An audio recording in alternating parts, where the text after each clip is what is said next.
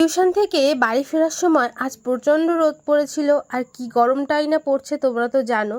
আর আমারও এত গরম লেগেছিল, তাড়াতাড়ি করে 12টা 5-এর ট্রেনটা ধরে এসে দেখি যে ট্রেনের ভিতর একেবারে ফাঁকা বসার জায়গাগুলো, তাই আমি একটা পাখার নিচেই বসেছিলাম। আর এখানে দেখো, ট্রেন থেকে নামতেই দেখি বরমশাই বসে আছে স্টেশনের পাশে। আমার আজকে ভালোই হয়েছে, সকালে পৌঁছে দিয়ে গেল, আবার দুপুরে এসে নিয়ে যাচ্ছে। জানো তো, নইলে আমার রৌদ্রতে হেঁটে হেঁটে যেতে হতো।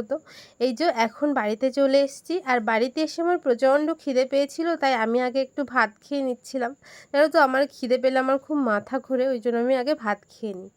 আর এদিকে দেখো, দিদিমার এখন নখ কেটে দিচ্ছি। দিদিমা তো কাল সকাল হলেই বাড়ি চলে যাবে, আর সময় হবে না।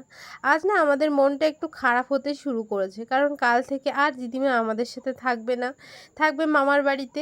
আর দিদিমার সাথে গল্পও করা হবে না, আর মাম্মাম দিদিমার সাথে খেলা করতেও পারবে না। দিদিমার মনটাও না খুব একটা ভালো নয়, হাসি ঠাট্টা আর করছেই না। সন্ধেবেলায় গেছিলাম বাজারে, ওখানে ঠাকুর পুজো হয়েছে, নতুন করে ঠাকুর এনেছে, তাই বাজার কর্তৃপক্ষ পায়েস দিচ্ছিল, তাই খেয়েই বাড়ি চলে এসেছি।